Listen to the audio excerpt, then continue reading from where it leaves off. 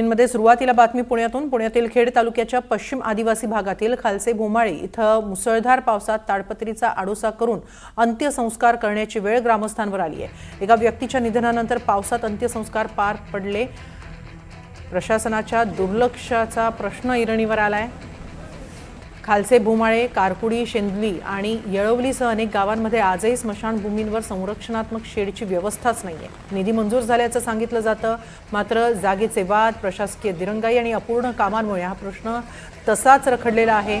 त्यामुळे आदिवासी भागातील नागरिकांनी स्मशानभूमीच्या मूलभूत सुविधांचा प्रश्न तातडीने मार्गी लावावा अशी मागणी केलेली आहे। ताडपत्रीखाली अंत्यसंस्कार करण्याची वेळ ग्रामस्थांवर ओढवलेली आहे। अपूर्ण कामं आणि शासकीय दिरंगाईमुळे हा प्रकार घडलेला आहे।